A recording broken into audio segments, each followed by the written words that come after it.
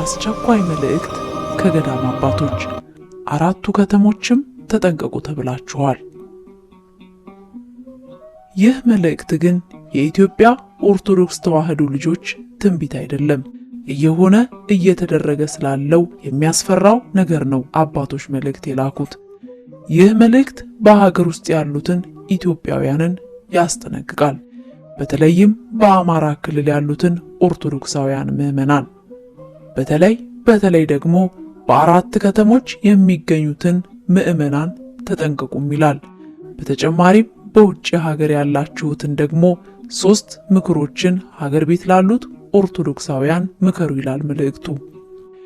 እየተነገረ ያለውና የተነገረው መልእክትም ፈጽሞ ረፍት የሚሰጥ አይነት አይደለም። ይህንን መልእክትም የምትሰሙ ኢትዮጵያውያን በተለይ ለ4ቱ ከተሞች ይህንን ከገዳም የተላከው መልእክት አስተላልፉ። እግዚአብሔር በቸርነቱ ይለመነን ዘንድም መንገዳችንን እናስተካክል።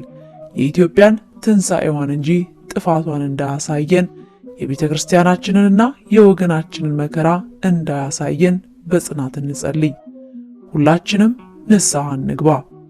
በ4ቱ ከተሞችም ከተደገሰው የሞት ድግስ ያስመልጠን ዘንድ በጸሎት እንበርታ። እንደምን ሰንብታችኋል ውድ ኢትዮጵያውያን? በዛሬው መርሃ ግብራችን በዚህ ወደ መጨረሻው ዘመን በምንንደረደርበት ጊዜ ላይ አስቸጋሪ ፈተና ውስጥ ስለሚገቡት 4 የኢትዮጵያ ከተሞችና በእነዚህ ከተሞች ውስጥ ለሚኖሩት ምዕመናን ከገዳም አባቶች ስለተላከላቸው መልእክት ሲሆን፣ ለመሆኑ እነዚህ 4 ከተሞች ከምን ይሆን የሚጠነቀቁት? እነዚህስ 4ቱ ከተሞች እነማን ናቸው? በአሕዛቦች የተደገሰው የሞት ድግስስ ምን ይሆን? የሚሉና ሌሎች ጉዳዮችን ይዘንላችሁ ቀረብን። እስከ መርሃ ግብራችን ፍጻሜ አብሮነታችሁ አይለየን። ለቻናላችን ቤተሰብ ያልሆናችሁ ሰብስክራይብ በማድረግ የደወል ምልክቷን መጫኑን አይዘንጉ። ይህ አሃዝ ቲዩብ ነው። የሆነው ሊሆን የተነገረለት ትንቢትም ሊፈጸም ጥድፊያ ላይ ነው።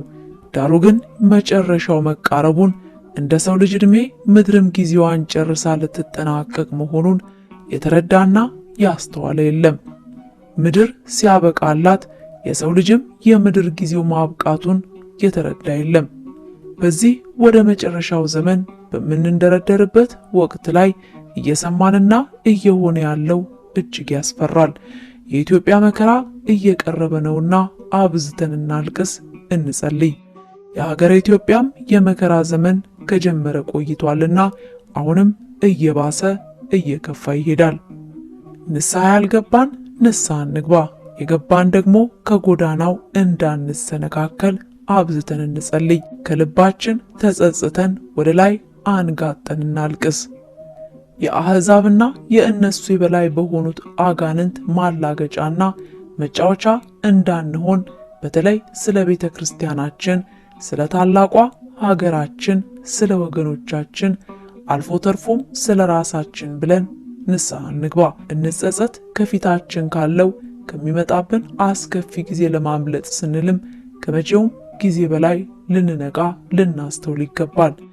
አባቶች የሚነግሩን መልእክቶች እንዲሁ በስማ በለው የሚመጡ ወይም ሕዝብንና ምዕመንን ለማስጨነቅ የሚነገሩም አይደለም።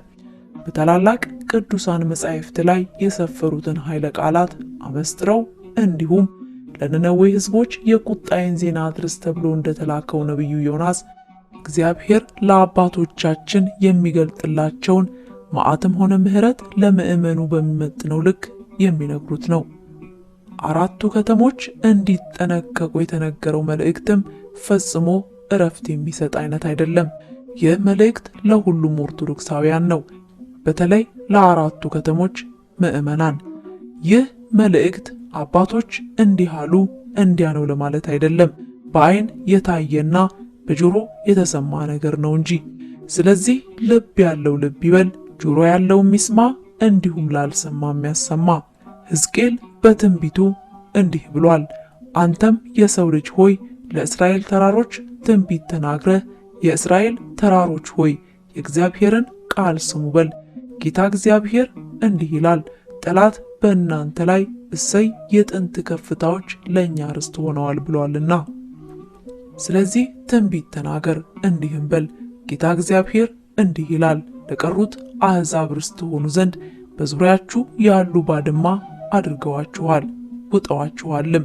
እናንተም የተናጋሪዎች ከንፈር መተረቻና የአሕዛብ ማላገጫ ሆናችኋል ይለናል ሕዝቅኤል በትንቢቱ።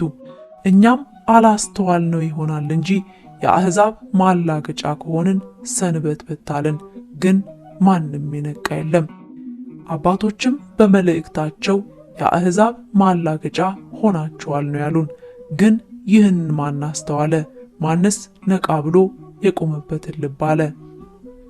ይህንን መልእክት ከአባቶች የተቀበለው ዲያቆን ዮርዳኖስ ቃል በቃል የነገሩኝን እያለ እንዲህ ነበር የነገረን። መልእክቱ ይሄ ነው ያ ነው ብዬ ዝርዝር ውስጥ አልገባም። ግን አሁን ላይ እየሆነ ስላለው ነገር አሳሳቢነት አባቶች እየተናገሩ ነው። የአሕዛብ ማላገጫ ላለመሆን እባካችሁ ትንሽም ቢሆን ራሳችንን እናንቃ። ይህ ትንቢት ወይም ማስፈራሪያ አይደለም።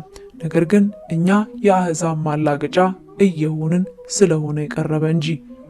በተለይ በሀገር ውስጥ ያላችሁና ይህንን መልእክት በመከታተል ላይ የምትገኙ ከሀገር ውስጥም በአማራ ክልል ድሮ ጣሊያን የከለለው አሁን መንግስት የምትሉት አካል ከልሎ ባስቀመጠው ስፍራ የምትገኙ ከአማራ ክልልም በተለይ በአራቱ ከተሞች የምትኖሩ ማለትም በጎንደር፣ በባህር ዳር፣ በደሴ፣ በወልዲያ የምትገኙ ኦርቶዶክሳውያን ተጠንቀቁ በማለት ነበር መልእክቱን ያስተላለፈው።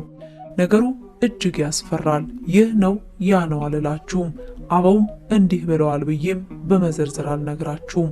እስካሁን አባቶች የተናገሯቸው ነገሮች በሙሉ መዘባበቻና ወሬ ማቀባበያ ማሞቂያ ነው የሆኑት፣ እንደ ተረት ተረትም ነው የተቆጠሩት እያለ በተሰበረ ልብ ነበር ይህንን መልእክት ያደረሰው። በውጭ ሀገር የምትገኙ ይህንን የምትሰሙም ክርስቲያኖች ለአራቱም አካባቢ ሰዎች አደራ ይህንን መልእክት አስተላልፉ። ደውላችሁም ቢሆን አስጠንቅቁ። ትልቅ የክፋት የሞት ድግስ ከፊታችን በአሕዛብ ተደግሶልናልና በተለይ በእነዚህ በአራቱ ከተሞች የሰፋ መሆኑን አባቶች አስረግጠው ተናግረዋል። ስለዚህ እባካችሁ ከላይ የተጠቀሰው አካባቢ ያላችሁ ተጠንቀቁ። ነገሮች ከሰሞኑ ይብሳሉና እኛ ትንቢት አይደለም የምናቀርበው፣ እኛ ተራ ሰዎች ነን። የምናውቀው ትንቢት የለንም። ነገር ግን የአባቶቻችንን መልእክት እናስተላልፋለን። በውጭ ያላችሁ ኢትዮጵያውያን በሀገር ውስጥ ላሉ ሰዎች 3 ነገር እባካችሁ እንዲያደርጉ ንገሯቸው። የመጀመሪያው ቢያንስ ተናግረን የማይሰለችንን ነገር እንድገመው። እባካችሁን ንስሐ ግቡ በሏቸው። እኛም በንስሐ እንታጠብ። የእግዚአብሔር ጠቡ እየጀመረ ነው። የእስካሁኑ ጠብ እንዳይመስለን። እስካሁን የፈሰሰው ደም ሁሉ የፍቅር ነው። በጣም የከፋው ነገር ሳይመጣ ንስሐ እንግባ። እስኪ አሕዛብን እንመልከት። በተለይ በንግድ ስም ምን እየሸረቡብን እንደሆነ ቆም ብለን እናስተውል። እንዲህ ስንል እንደ ሰው ከነርሱ ጋር ጥላቻ ኖሮብን አይደለም። እግዚአብሔር በአምሳሉ የፈጠረውን ሰው መጥላትም የለብንም። ጉዳያችን ከዓላማቸው፣ ከሴራቸው፣ ከተንኮላቸው እንጂ ዓላማቸው ኦርቶዶክስን ማጥፋት፣ ምዕመኑን መጨፍጨፍ ስለሆነ ነው። እንዴት ሲጨፈጭፉን ቁጭ ብለን እንመለከታለን ለማለት ያህል ነው። ደግሞም ዋጋ የማያሰጥ ሞት ስለምን እንሞታለን? ንስሐ ሳንገባ ሳንዘጋጅ ፈጽሞ መሞት የለብንም። ተዘጋጅቶ መሞትም አንድ ነገር ነውና። በዚች ሀገር ያለው የመንግስትም ሆነ ሌላው መዋቅር ለአሕዛብ በእጅጉ የተመቸ ነው። ይህንን ግን የሰሜኑ ሕዝብ አያውቅም፣ ገና ድግሱን አልቀመሰምና። ስለዚህ ንቁ።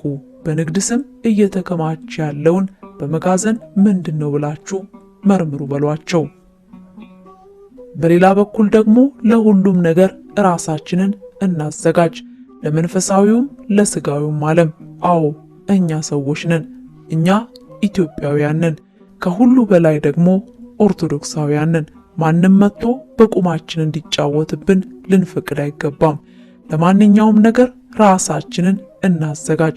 ሰው ንስሐ ይገባል፣ ይጠነቀቃል፣ ያስተውላል።